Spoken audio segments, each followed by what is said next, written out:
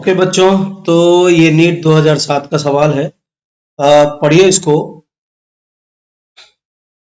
बोल रहा है electric and magnetic field of an electromagnetic wave are. जैसा कि हम सब लोग जानते हैं कि जो इलेक्ट्रोमैग्नेटिक वेव होती है उसमें एक इलेक्ट्रिक और एक मैग्नेटिक फील्ड दोनों साइनसॉइडली वैरी करती हैं। ठीक है। अब उन्हीं को लेके आपके पास चार ऑप्शन बनाया है। पूछ रहा है कि वो फेज में होते हैं कि आउट ऑफ फेज होते हैं, ऐसी बातें कर रहा है। तो बेटे जो इलेक्ट्रोमैग्नेटिक वेव होती है उसका विजुअलाइजेशन देखिए।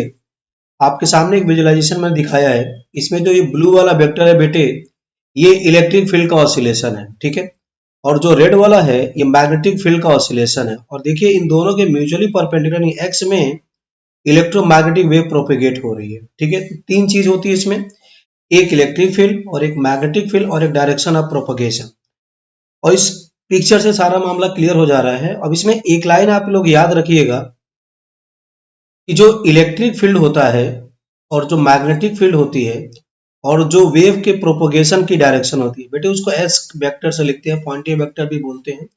इन तीनों में एक रिलेशन होता है कि तीनों म्यूचुअली परपेंडिकुलर होते हैं। मतलब electric field E, magnetic field B और पॉइंटिंग वेक्टर एस तीनों म्यूचुअली परपेंडिकुलर होते हैं। ठीक है।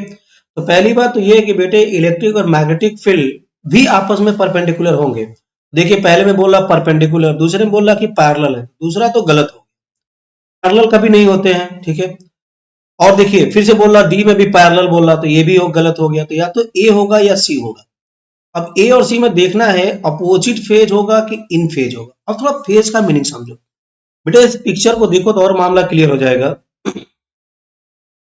अगर आप ध्यान से देखिए तो जब ब्लू वाला मैक्सिमम हो रहा, मतलब बेटे जब इलेक्ट्रिक फील्ड मैक्सिमम हो रही है ना, तभी मैग्नेटिक फील्ड भी मैक्सिमम हो रही है। इसका मतलब क्या है? इलेक्ट्रोमैग्नेटिक वेव में जिस मोमेंट इलेक्ट्रिक फील्ड मैक्सिमम होती है, ठीक उसी मोमेंट मैग्नेटिक फील्ड भी मैक्सिमम होती है। या ये बोलिए कि जिस मोमेंट इलेक्ट्रिक फील्ड मिनिमम होती है उसी समय मैग्नेटिक फील्ड भी मिनिमम होती है। बेटे जैसे जैसे ई बदलता है वैसे वैसे बी भी बदलता है। इसका यही मतलब है कि दोनों सेम फेज में होते हैं। दो लोगों के सेम फेज में, यही का मतलब है कि जैसे एक बदलेगा ना वैसा ही वेरिएशन दूसरे में भी होगा। तो इसमें भी होता है बेटे, तो बोलेंगे कि दोनों क्या हो जाएंगे, सेम फेज में होंगे, यानी इन फेज बोलेंगे। तो बेटे या तो सी में डी, सी और ए में क्या बोला, ए बोला अपोजिट, फिर तो गलत हो गया। तो बचा कौन सी, इसलिए कौन सा आंसर हो जाएगा, सी वाला सही हो। मिलते हैं अगले क्वेश्चन में।